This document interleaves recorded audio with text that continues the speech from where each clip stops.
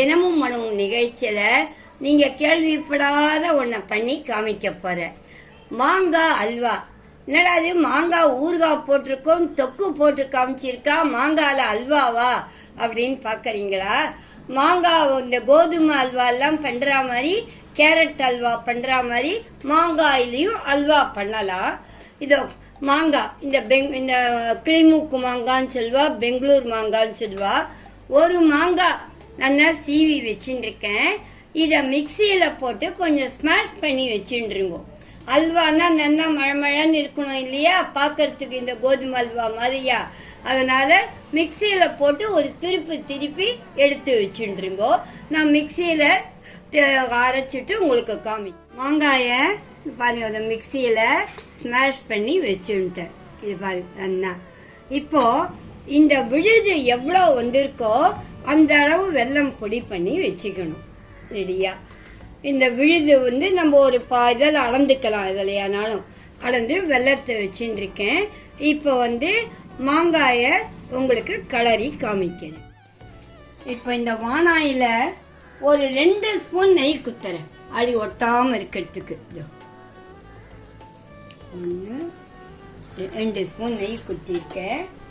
மாங்காயும் வெல்லமும் at the same time போடணும். ஏன்னா இந்த மாங்காயில இருக்கிற தண்ணியே வெல்லத்துக்கு போரும். இந்த மாங்காய் தண்ணியிலேயே அந்த வெல்லம் கரைஞ்சி ஒத்து வரும்.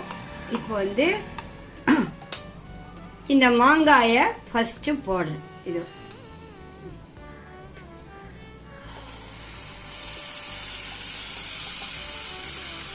இந்த மாங்காய போட்டுட்டு அப்புறம்தான் வெல்லமும் போட்டா ரெண்டும் ஒத்து கிட்ட இருந்து சிம்மில் வச்சு கலரிண்டே இருங்கோ.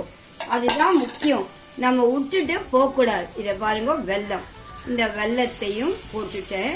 இப்போ இது ரெண்டுத்தையும் ஒன்னா கலரணும். இப்போ இதை ரெண்டும் சேர்த்து கலர்றோம். இந்த மாங்காய் ஜலத்துல வெல்லம் கரைஞ்சி நல்லா பாகு ஒத்து போற வரைக்கும் கலரணும்.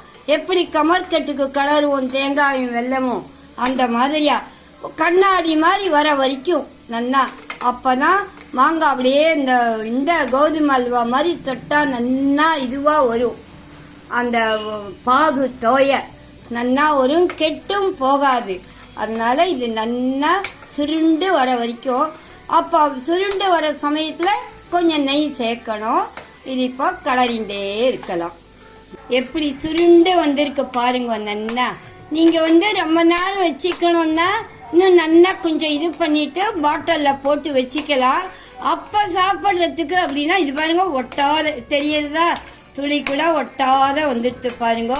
இப்படி கெட்டியமா வந்துடுத்து பாருங்க. இப்படி போடச்சியே. இப்போ ஒரு 4 ஸ்பூன் நெய் குத்திக்கலாம். இதில் நெய் குத்தினா நல்லா வாசனையா இருக்கும், நன்னாவும் இருக்கும், ஒட்டாத வரும்.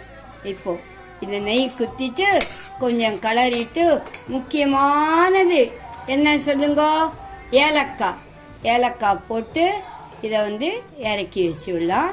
நல்லா மாங்காய் அல்வா என்ன புதுசா இருக்கா, புது மாதிரியா. இப்போ நான் ஆந்திரால எல்லாம் மாங்காய் நிறைய கிடைக்கும் இல்லையா, அந்த சீசன்ல அந்த மாம்பழத்தை அப்படியே இது பண்ணி உலர்த்தி வைப்பா பாயில. அதை மாம்பாயின்னு சொல்வா. அது ரொம்ப டேஸ்டா இருக்கும். அது மாதிரியா இந்த மாங்கால அல்வா கலரி வச்சுட்டோம்னா டேஸ்டாவும் இருக்கும், உடம்புக்கும் நல்லது. சில இது வெல்லம் மாங்காய் சேர்ந்ததுனால அது உடம்புக்கும் நல்லா இருக்கும். வெல்லம் இருக்கிறதுனால கெடுதல் பண்ணாது, சுகர் பேஷண்ட்டு கூட கெடுதல் பண்ணாது, நல்லா இருக்கும். இது எத்தனை நாள் ஆனாலும் 10 நாள் ஆனாலும் இந்த மாதிரி கலரி வச்சுட்டா கெடாது, நல்லா இருக்கும். அல்வா இப்போ நல்லா பதமா வந்துடுத்து. சுவையான மாங்காய் அல்வா ரெடி. அல்வா பாத்தீங்களா, பார்க்கச்சே எப்படி ஷைனிங்கா சாப்பிடணும் போல இருக்கு. அல்வா பதத்துக்கு அல்வா மாதிரியா. இது ரொம்ப சுவையா இருக்கும். இத நீங்க சப்பாத்திக்கு தொட்டுக்கலாம், பூரிக்கு தொட்டுக்கலாம், பிடிக்கிறவா தோசைக்கும் தொட்டு சாப்பிடலாம், அப்படியே அல்வாவாவும் எடுத்து சாப்பிடலாம். ரொம்ப நல்லா இருக்கும். இன்னைக்கே ட்ரை பண்ணுங்க இந்த அல்வா பண்றத. என்ன நேயர்களே, இந்த வீடியோ உங்களுக்கு பிடிச்சிருக்கா? பிடிச்சிருந்தா லைக் பண்ணுங்க, கமெண்ட் பண்ணுங்க, ஷேர் பண்ணுங்க, மறக்காம சப்ஸ்கிரைப் பண்ணுங்க. மீண்டும் அடுத்த நிகழ்ச்சியில் உங்களை சந்திக்கும் வரை உங்கள் கனகா பாட்டி.